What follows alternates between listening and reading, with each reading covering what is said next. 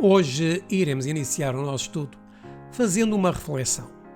Muitas pessoas vemos nas ruas ou nas praças de outras denominações pregando com um certo entusiasmo e às vezes podemos até perguntar-nos como é que Deus pode aprovar este tipo de mensagens. Mas se pararmos para pensar, a resposta é simples. Não estamos a fazer o nosso trabalho ou simplesmente muitos de nós não estão a fazer nada. Muitas destas pessoas possuem disposição para sair e pregar.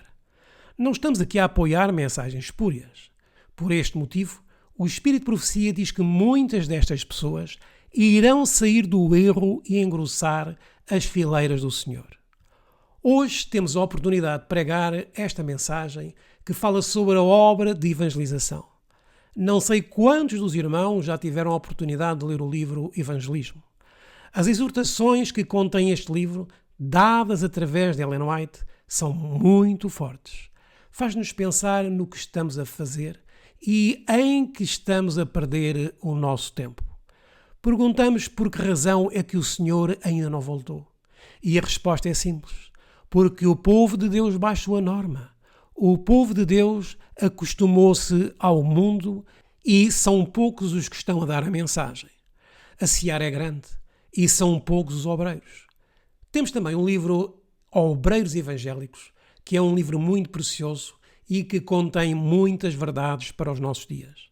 Por este motivo, trazemos este tema muito importante com o título Chamados e Enviados a Evangelizar. Vamos a Isaías, capítulo 6, versículo 8, que nos diz o seguinte: Depois disto, ouvi a voz do Senhor que dizia: A quem enviarei e quem há de ir por nós? Então disse eu: Eis-me aqui, envia-me a mim. Este texto da Palavra de Deus é um reflexo de como o Senhor chama os seus servos. Muitos recusam as admoestações da Bíblia e do Espírito de Profecia. Recusam ser portadores da sua verdade e, por este motivo, poucos dirão como diz o profeta: Eis-me aqui, envia-me a mim.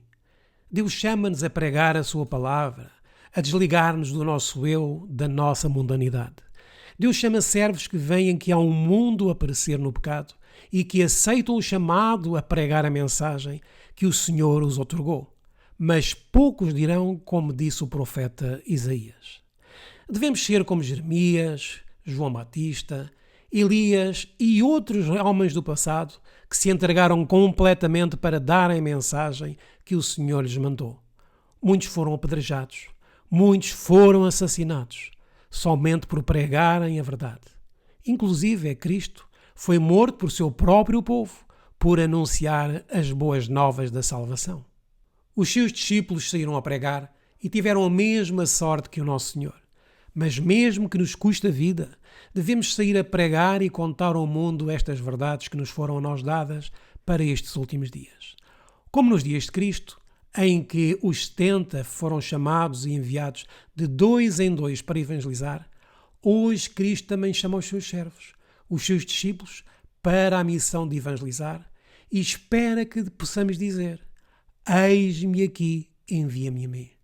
Ainda que me firam ou me matem, eu quero dar esta mensagem. Hoje iremos ler algumas citações do Espírito de Profecia, onde Deus dá advertência especialmente aos adventistas do sétimo dia. Nós sabemos que Deus levantou um povo para dar a sua mensagem, a mensagem dos 3 anjos. Deus não escolheu as igrejas que caíram em 1844 e antes, e que se tornaram em Babilônia. Temos uma missão dada pelo próprio Deus. Vamos ao livro de Testemunhos Seletos, volume 3, página 203. Em sentido especial, foram os adventistas do sétimo dia postos no mundo como atalaias e portadores da luz. A eles foi confiada a última mensagem de advertência a um mundo a perecer. A quem é dada esta missão, meus irmãos? Aos adventistas do sétimo dia. A nós foi dada esta responsabilidade de advertir ao mundo. Continua o texto. Sobre eles incide maravilhosa luz da palavra de Deus.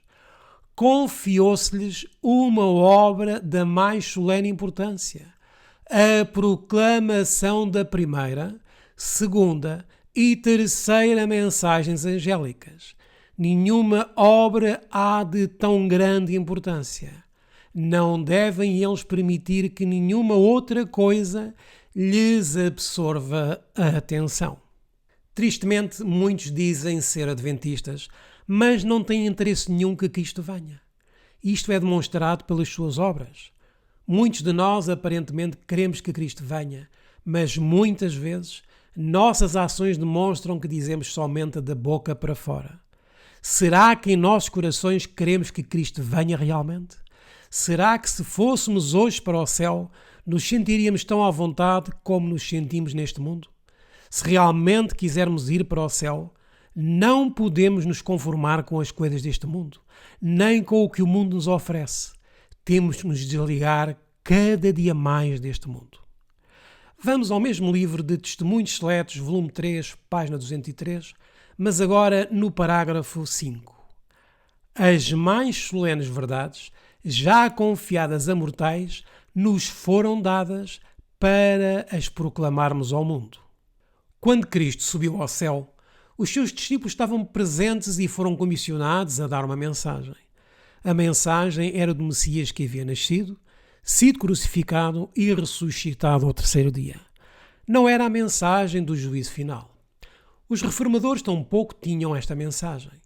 Esta mensagem que recebemos para os dias de hoje nunca foi confiada aos servos de Deus no passado, meus irmãos. Todavia, temos o dever de levar esta mensagem com a mesma ênfase que outras mensagens foram proclamadas no passado.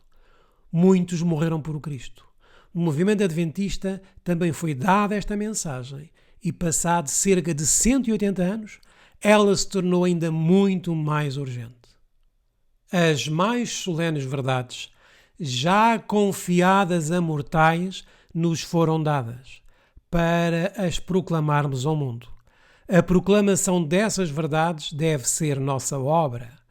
O mundo precisa ser advertido e o povo de Deus deve ser fiel ao legado que se lhe confiou. Não se devem eles empenhar em especulações, nem entrar em empresas comerciais com incrédulos, pois isso os estorvará de fazer a obra que Deus lhes confiou. O mundo tem que ser admoestado com esta mensagem que Deus nos deu. Esta passagem do Espírito de Profecia que vamos ler de seguida dá-nos a orientação de como tem que ser realizada a obra. Nós pregamos muitas mensagens de forma indireta, mas sempre que haja oportunidade devemos pregar de forma pessoal. Podemos também usar as nossas redes sociais, Facebook, Instagram, WhatsApp, YouTube, etc., para evangelizar. Este é um meio provido por Deus para que a obra avance mais rapidamente. Temos então aqui o livro Obreiros Evangélicos, que na página 29, no primeiro parágrafo, nos diz o seguinte: O Senhor pede pastores, mestres e evangelistas. De porta a porta têm seus servos que proclamar a mensagem de salvação. A toda a nação, tribo, língua e povo, as novas de perdão por Cristo devem ser levadas. Não de maneira fraca e sem vida se há de pregar a mensagem, mas com clareza, decisão e veemência. Centenas estão esperando a advertência para escapar e salvar a vida. O mundo necessita de ver nos cristãos uma evidência do poder do cristianismo, não somente em poucos lugares, mas em todo o mundo.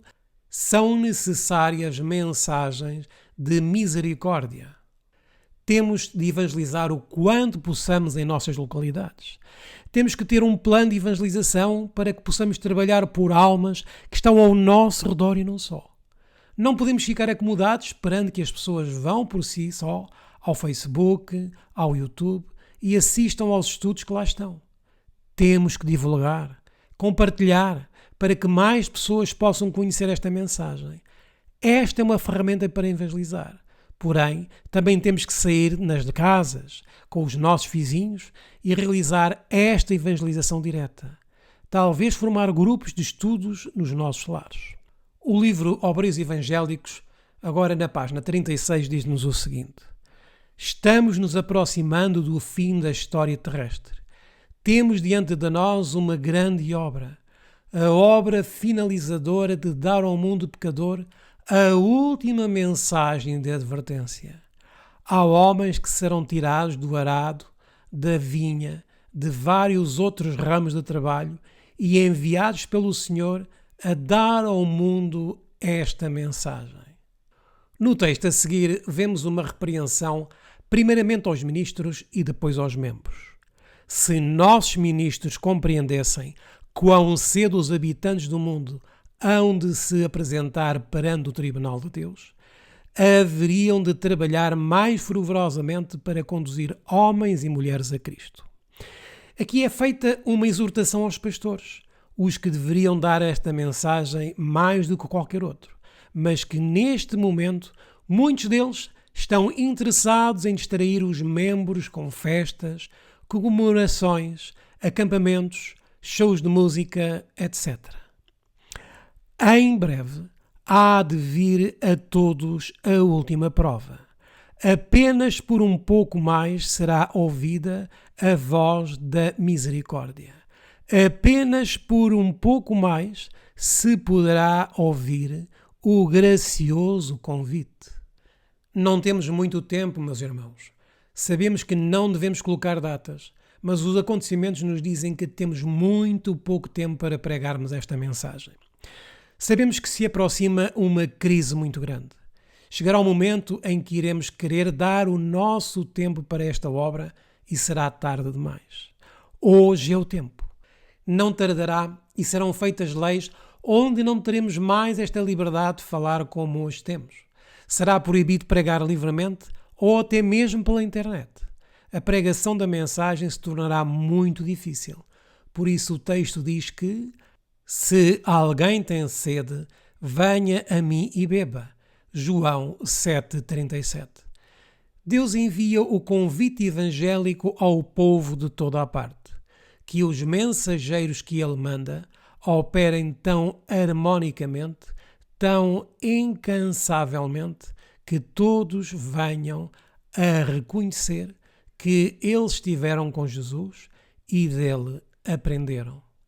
Aqui podemos ver que Cristo quer que trabalhemos unidos, não unidos no erro, mas na verdade pura e genuína.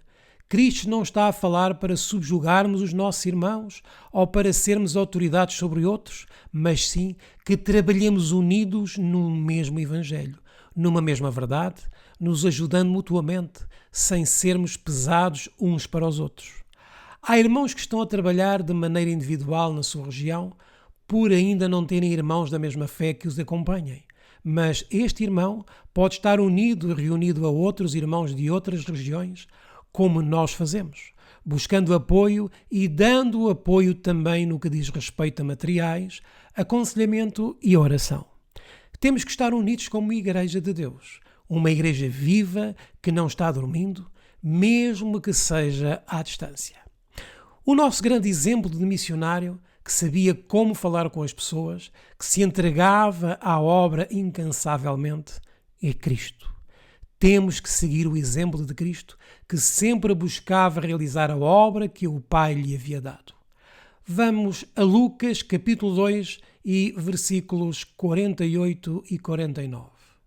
E quando o viram, maravilharam-se e disse-lhe sua mãe: Filho, por que fizestes assim para conosco? Eis que teu pai e eu, ansiosos, te procurávamos. E ele lhes disse: Por que é que me procuráveis? Não sabeis que me convém tratar dos negócios de meu pai? Cristo já sabia a sua obra, meus irmãos. A palavra de Deus diz que a sua meninice é um exemplo para todos os jovens hoje em dia. No livro Obreiros Evangélicos, na página 44, lemos: Um evangelista como Cristo não houve jamais. Ele era a majestade do céu, mas humilhou-se para tomar nossa natureza, a fim de chegar até o homem na condição em que se achava. A todos, ricos e pobres, livres e servos, Cristo, o mensageiro do concerto, trouxe as boas novas de salvação. Sua fama como o grande operador de curas espalhou-se por toda a Palestina. Os enfermos iam para os lugares por onde ele devia passar, a fim de, para ele, poderem apelar em busca de auxílio. Para aí iam também muitas criaturas ansiosas de lhe ouvir as palavras e receber o toque de sua mão. Assim ia de cidade em cidade, de vila a vila, pregando o Evangelho e curando os enfermos. O Rei da Glória na humilde veste humana. Cristo foi o maior evangelista, meus irmãos, um exemplo a seguir. Cristo dedicou muito tempo na obra de curar, na obra médico-missionária. A Mensageira do Senhor continua a descrever a obra de Cristo nesta terra, neste livro que temos estado a ler de Obreiros Evangélicos. Na página 48 ela diz-nos então o seguinte: a obra de Cristo era expor, de maneira simples, de modo a serem bem compreendidas, verdades que, uma vez obedecidas, trariam paz e felicidade à alma. Ele podia ver para além da superfície e ver os pecados acariciados que estavam arruinando a vida e o caráter e alienando almas de Deus. Apontava esses pecados para que todos os pudessem ver em seu verdadeiro aspecto, afastando-os de si. Em alguns, cujo exterior parecia o mais endurecido, distinguia Jesus traços animadores. Sabia que haviam de atender à luz, que se tornariam verdadeiros seguidores seus. Cristo falava com palavras simples para uma multidão simples, e muitos queriam ouvir a sua mensagem, diferente daquela dos fariseus, que falavam numa linguagem que o povo não podia compreender. No livro Obreiros Evangélicos continuamos a ler na página 49. Cristo chegava ao povo na posição em que este se achava. Apresentava a simples verdade perante seu espírito na linguagem mais poderosa e singela. O pobre humilde, o mais ignorante, podia compreender, mediante a fé nele, as mais exaltadas verdades. Ninguém precisava consultar os instruídos doutores quanto ao sentido do que ele dizia. Não embaraçava o ignorante com misteriosos raciocínios, nem usava palavras fora do comum ou eruditas de quem não tivessem conhecimento.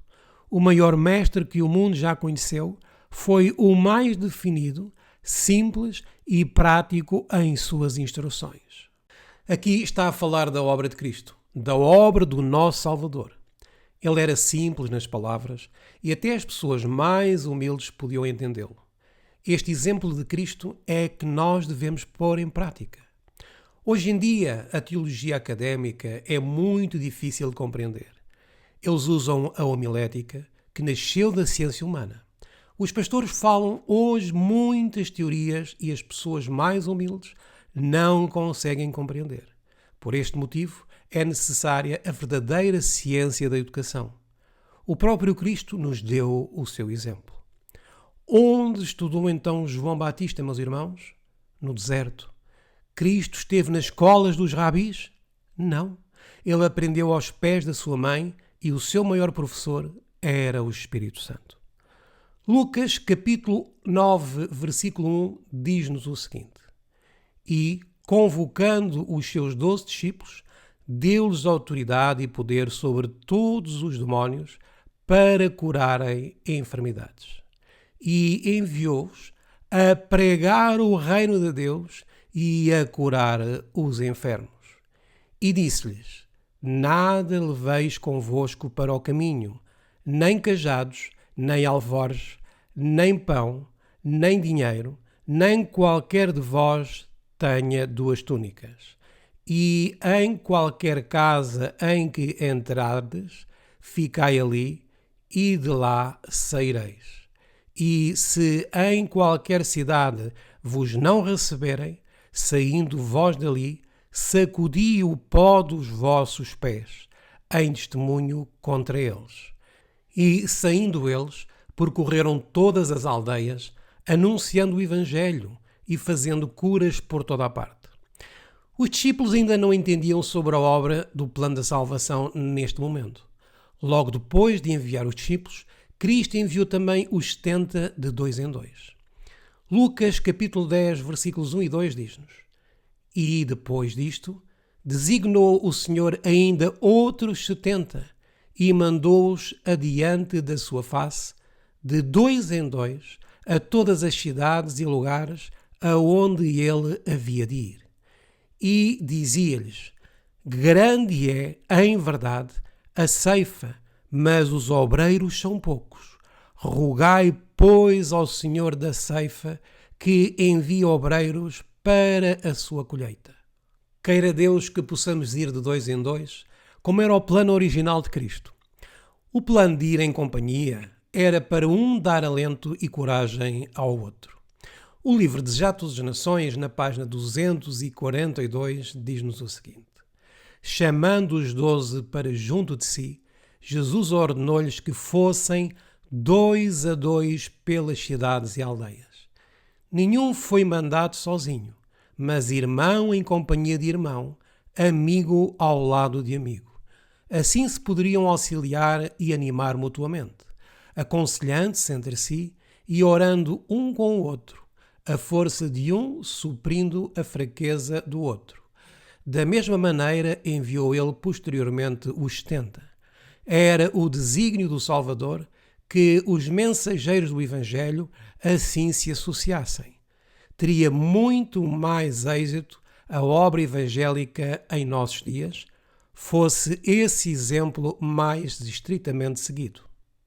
A palavra de Deus diz que se seguíssemos este exemplo de evangelização, teríamos mais êxito. Sempre que possível, irmãos, devemos ir em companhia um do outro, para assim nos apoiarmos mutuamente e orarmos juntos e estarmos juntos na mensagem. Não podemos sair com aqueles que não creem na mensagem ou que creem somente em parte dela. No texto que lemos, vemos que Cristo os enviou com uma só doutrina, uma só mensagem. Quando Cristo foi para o céu, disse aos discípulos o que está relatado em Atos dos Apóstolos, capítulo 1 e versículo 8.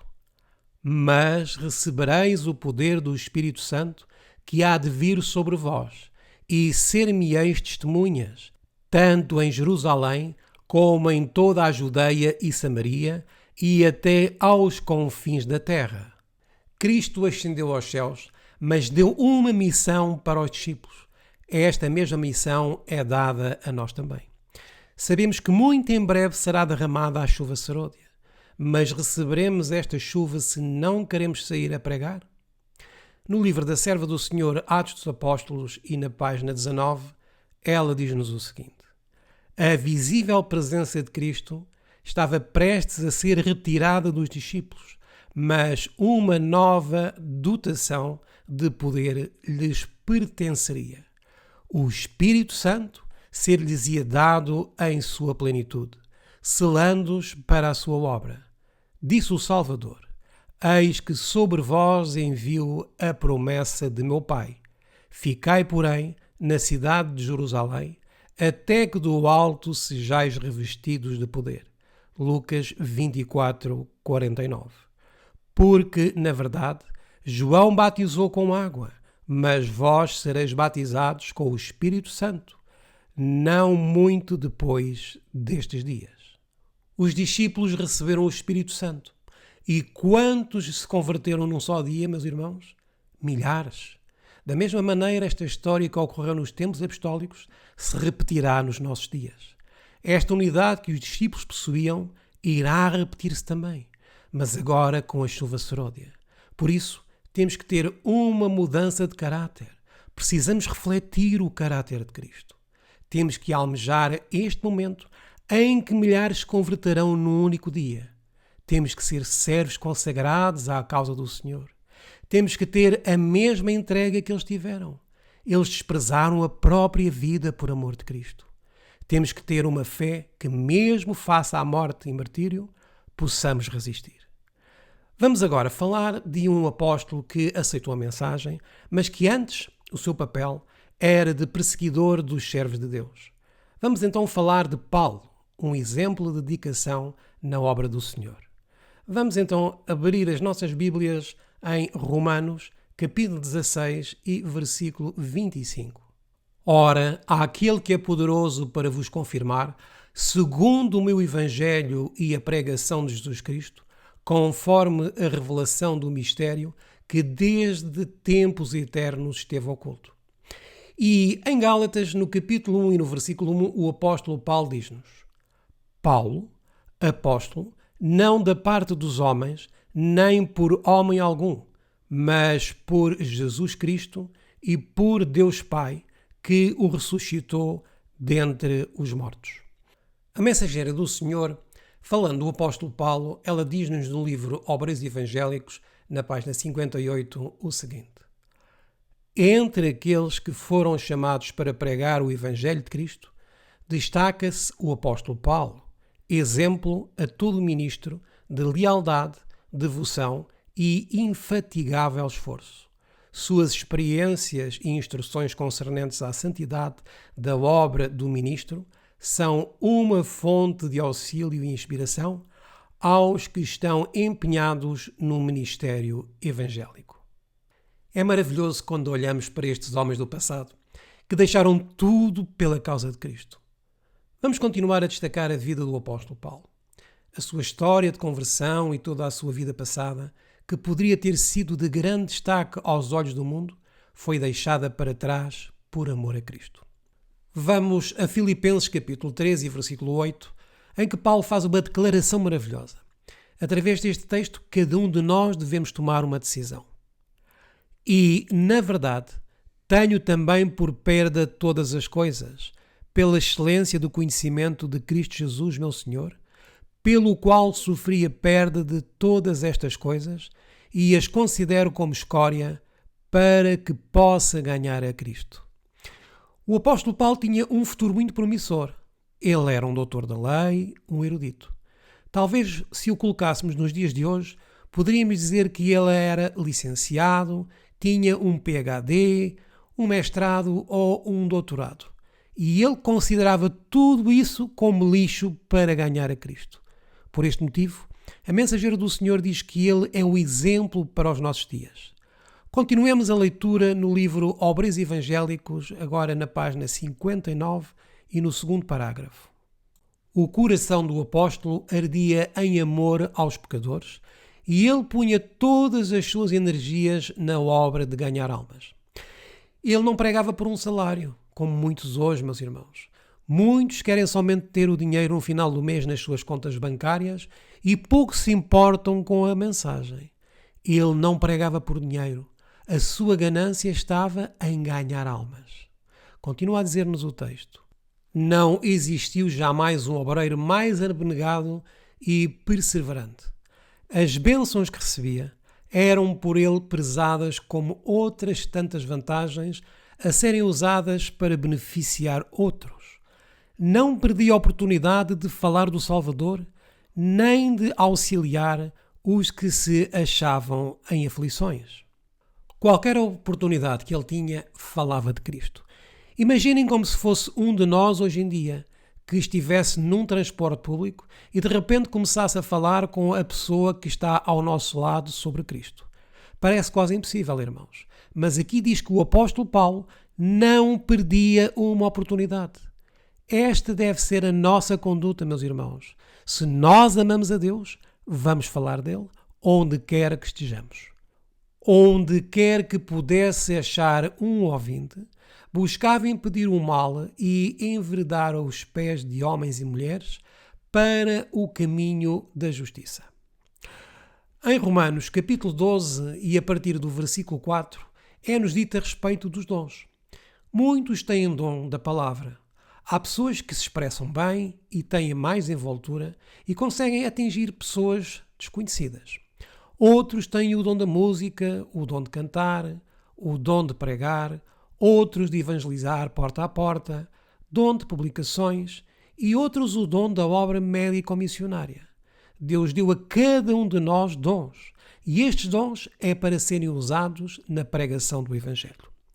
Vamos então a Romanos capítulo 12 e a partir do versículo 4.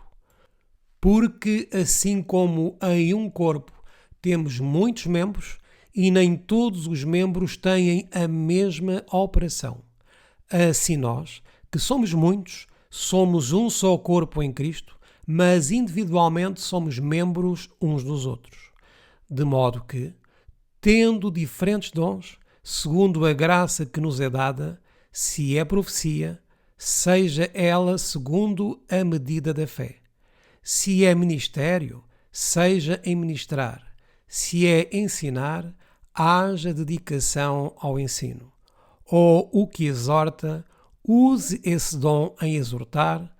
O que reparte, faça-o com liberalidade. O que preside, com cuidado. O que exercita misericórdia, com alegria. Somos um corpo, meus irmãos, e a cabeça é Cristo. Nem todos temos a mesma função, mas todos temos que ter uma função e um desempenho nobre do Senhor. Nem todos temos o mesmo dom, mas cada dom dado por Deus a cada um de nós completa o seu corpo para a proclamação da mensagem. O livro Evangelismo, na página 99, e no terceiro parágrafo, diz o seguinte: um obreiro pode ser um bom orador, outro um bom escritor, outro ainda pode possuir o dom da oração sincera, fervorosa, outro o de cantar e ainda outro a capacidade de expor com clareza a palavra de Deus. E cada um desses dons se deve tornar uma força em favor de Deus, pois ele opera por meio do obreiro.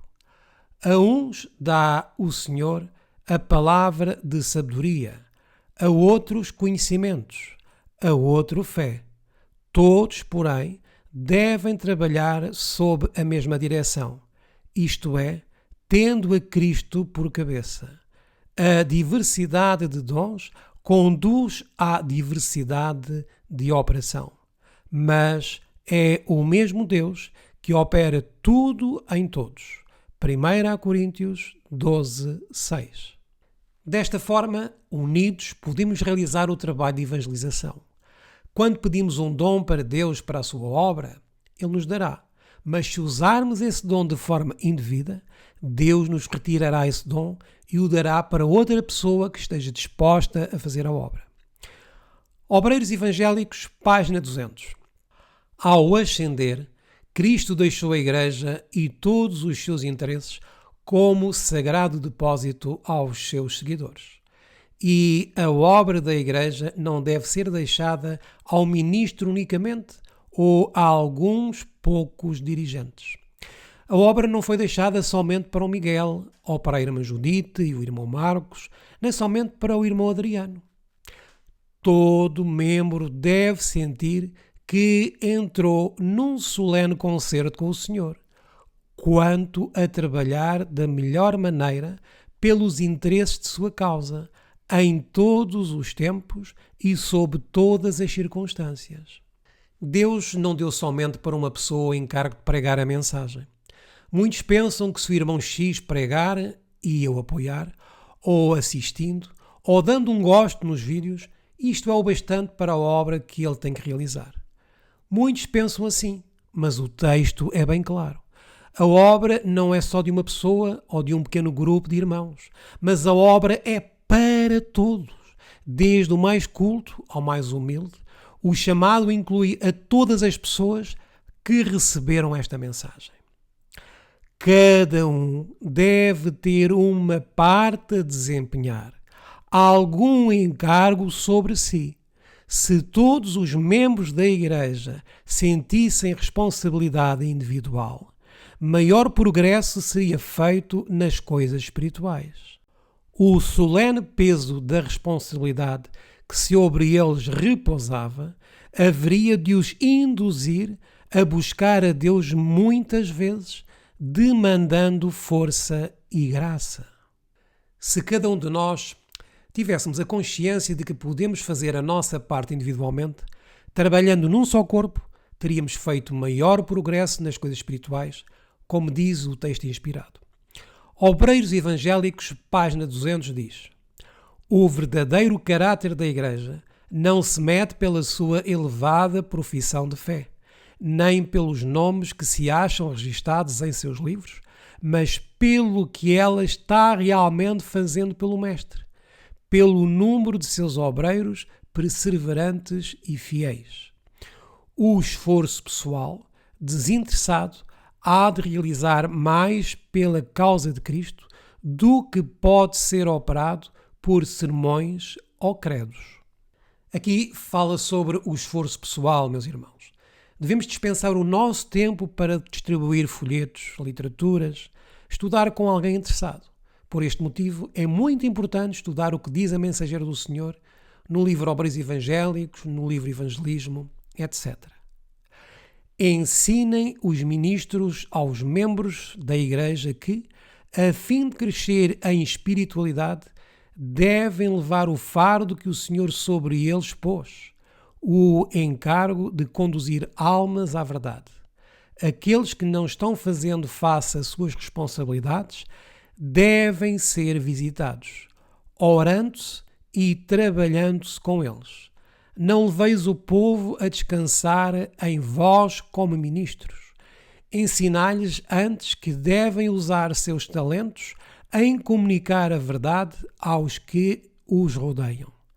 Trabalhando assim, hão de ter a cooperação dos anjos celestes e obterão uma experiência que lhes acrescentará a fé, tornando-os firmes em Deus. A palavra de Deus é muito clara, meus irmãos. A obra não tem que ser levada somente pelos ministros, os anciãos e os poucos. Todos temos a missão de pregar, de alguma forma, a esta mensagem final.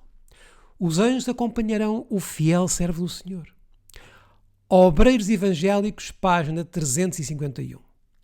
Aqueles a cujo cargo se encontram os interesses espirituais da Igreja devem formular planos e meios pelos quais se dê a todos os membros alguma oportunidade de fazer uma parte na obra de Deus.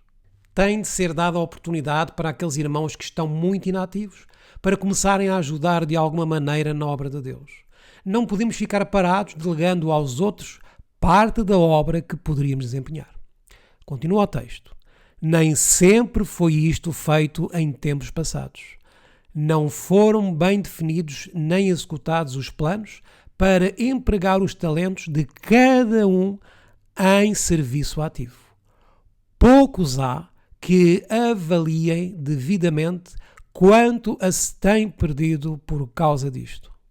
Temos que estar então constantemente a trabalhar na causa de Deus, constantemente ativos. É isso que nos diz o Espírito de Profecia.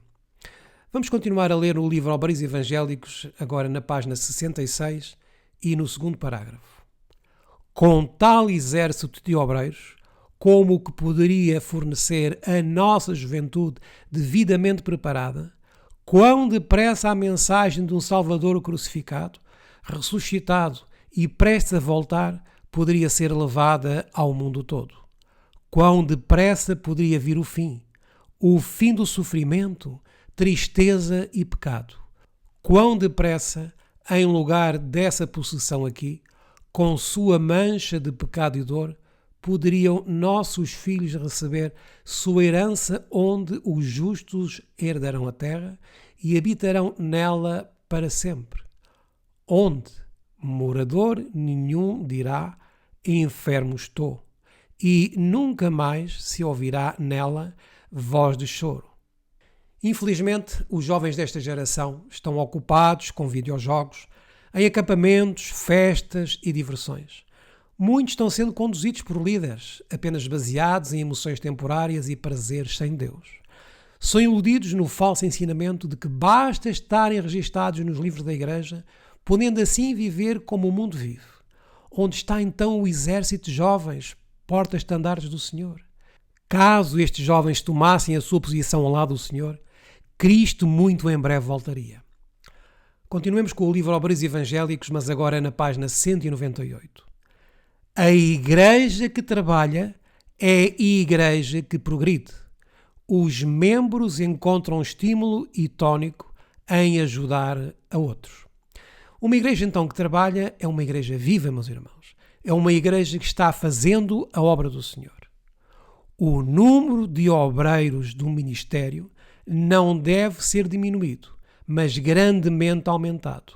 No lugar onde há agora um pastor, 20 devem ser acrescentados.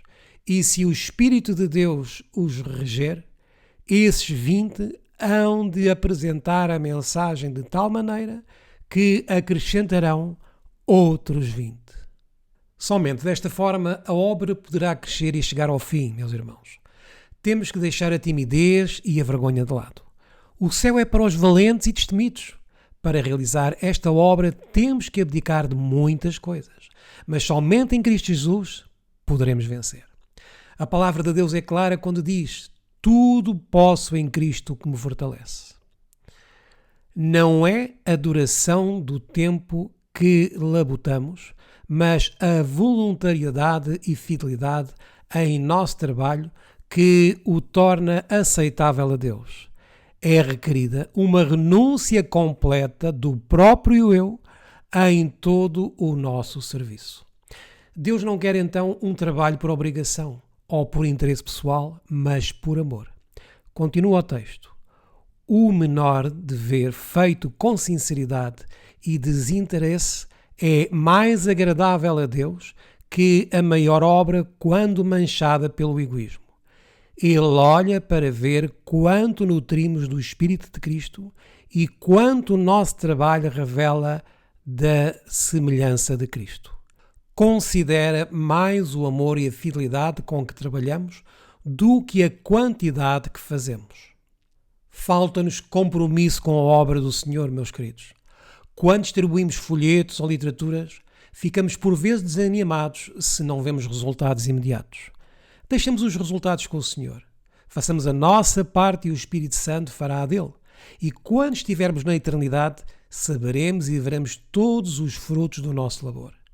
Não estejamos preocupados com isto neste momento. Vamos avançar com a obra para que o nosso Senhor possa vir que, meus irmãos, vir nos buscar neste mundo terrível e sem nenhum significado. No livro Evangelismo, página 62, primeiro parágrafo, diz-nos o seguinte a serva do Senhor: não avançaremos pela fé, tal como se tivéssemos milhares de dólares? Não possuímos nem a metade da fé necessária. Façamos nossa parte no sentido de advertir estas cidades. A mensagem de advertência tem de atingir o povo que está prestes a perecer, inadvertido e sem salvação. Como podemos protelar? Ao avançarmos, virão os recursos, mas temos de avançar pela fé, confiantes no Senhor Deus de Israel. Temos um Deus que nos pode prover recursos necessários para avançarmos. Contudo, temos que ter fé e avançar. Esta fé só pode ser obtida se nos entregarmos totalmente ao Senhor. Podemos, com os nossos recursos, fazer avançar esta obra mais rapidamente e engrossar as fileiras do Senhor. E os que entrarem nestas fileiras trarão consigo mais pessoas ao conhecimento da mensagem. Assim conseguiremos avançar com rapidez. Continua o texto a dizer-nos: apelo para vós, irmãos no ministério, ligai-vos mais intimamente com a obra de Deus. Muitas almas que poderiam ser salvas se perderão, a menos que vos esforceis mais ardorosamente para tornar a vossa obra a mais perfeita possível. As últimas passagens do Espírito de Profecia que iremos ler são uma exortação para todos nós. Temos aqui então agora Evangelismo, página 31, no segundo parágrafo, que nos diz o seguinte: nós não compreendemos a que extensão os agentes de Satanás estão trabalhando nessas grandes cidades. A obra de levar a mensagem da verdade presente perante o povo está se tornando cada vez mais difícil. E isto foi escrito em 1909. Hoje, pregar nas cidades dobrou ou quadruplicou o grau de dificuldade. As pessoas nas cidades estão cada vez mais inacessíveis e desinteressadas nas Escrituras. Satanás tem feito uma obra nefasta. colocando cada vez mais distrações nas mentes das pessoas para não quererem ouvir sobre a palavra de Deus. Mas nem por isso devemos desanimar. Temos que ter fé e Deus abrirá o caminho. Ele nos conduzirá às almas sinceras e sedentas de uma mensagem de salvação e de um futuro por vir. É essencial que novos e variados talentos se unam em inteligente trabalho pelo povo. A obra de evangelização está cada vez mais difícil, meus irmãos. Por essa razão, temos que trabalhar enquanto há tempo. A Mensageira do Senhor escreveu no livro Evangelismo, na página 33, o seguinte: trabalhai enquanto puderdes, meus irmãos, penetrai nas cidades logo que puderdes fazê-lo. Porque é que ela diz penetrai, meus irmãos? Porque temos que estar fora das cidades há muito tempo. Já deveríamos estar a viver no campo há muito tempo e do campo evangelizar as cidades. Nas cidades que já foram penetradas há muitos que nunca ouviram a mensagem da verdade. Alguns dos que já ouviram converteram-se, outros morreram na fé. Há muitos outros que, se lhes dessem a oportunidade, poderiam ouvir e aceitar a mensagem de salvação. Estes nossos últimos esforços em prol da obra de Deus na terra devem decididamente possuir o sinete divino. Estes são os últimos esforços, pois o tempo está a esgotar-se. Muito em breve sabemos que será promulgada uma lei dominical. Evangelismo, página 31, quarto parágrafo, diz-nos o seguinte: o trabalho que a Igreja tem deixado de fazer em tempo de paz e prosperidade terá de realizar em terrível crise, sob as circunstâncias mais desanimadoras, proibitivas. Hoje ainda há liberdade de culto, mas pouco a pouco esta liberdade está sendo retirada.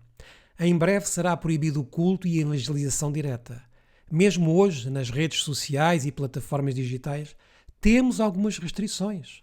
Dentro de pouco tempo teremos que fazer face a uma grande crise e restrição, com perigo de perder as nossas vidas. Por isso, o tempo é hoje. Não há tempo a perder. Fazei ressoar um alarme. Dizei às pessoas que o dia do Senhor está perto e apressa-se grandemente. Ninguém fique sem ser advertido. Poderíamos haver estado no lugar das pobres almas que jazem em erro, em conformidade com a verdade que recebemos antes das outras pessoas, somos-lhes devedores de lhe comunicar. Temos o privilégio de conhecer esta mensagem quando muitos não a conhecem. Há muitos que gostariam de abraçar esta mensagem, caso lhes fosse dada a oportunidade de conhecê-la. Mas o que é que estamos a fazer com esta mensagem que nos foi dada? Estamos a reparti-la? Estamos a fazer nossa parte na obra do Senhor? Cristo deveria ter voltado há muito tempo, caso a mensagem de 1888 tivesse sido aceita. Não era o plano do Senhor que tivéssemos tanto tempo neste mundo, escreveu a Mensageira do Senhor. Da mesma maneira que não era plano de Deus que o povo de Israel vagueasse por 40 anos no deserto. Era plano de Deus que o povo chegasse rapidamente a Canaã terrestre.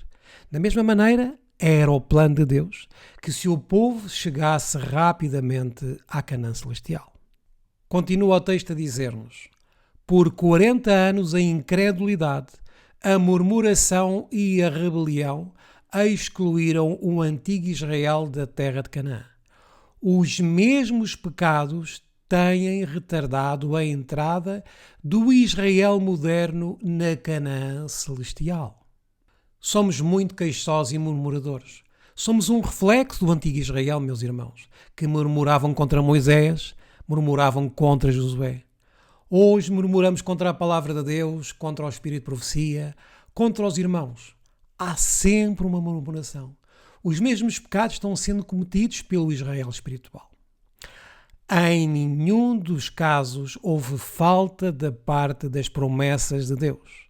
É a incredulidade, a mundanidade, a falta de consagração e a contenda entre o professo povo de Deus que nos têm detido neste mundo de pecado e dor por tantos anos. Muitos não creem na totalidade do que diz a Bíblia, não creem na inspiração da Mensageira do Senhor. Muitos seguem com os mesmos costumes do mundo, vendo o que o mundo vê, participando do que o mundo participa, com os mesmos planos do mundo. Falta consagração ao povo de Deus. Por este motivo, Cristo ainda não veio. Tenhamos o desejo de viver uma vida santa, o desejo de poder ver a este Deus Santo, pois sem santidade ninguém pode ver a Deus. Vamos terminar com este texto que está em Testemunhos para a Igreja, volume 8, para que possamos refletir, para que possamos ter esta consciência de que Cristo está às portas. Porventura não queremos nós abraçar a Cristo, ver encerrado este mundo de pecados? Façamos a nossa parte, falando para amigos, familiares, vizinhos, desconhecidos, quem quer que tenhamos contacto. Cristo está às portas, meus queridos. É privilégio de todo cristão não só aguardar, mas mesmo apressar a vinda de nosso Senhor Jesus Cristo. Se todos os que professam o seu nome estivessem produzindo frutos para a sua glória, quão rapidamente não seria lançada em todo o mundo a semente do Evangelho. Depressa amadureceria a última seara e Cristo viria para juntar o precioso grão. Todo aquele que quiser apressar a vinda de Cristo produzirá frutos. Esta obra Deus nos deu para realizar. Há muitos pregadores que estão a pregar, mas são mensagens insípidas, mensagens de segurança no pecado, com doutrinas falsas.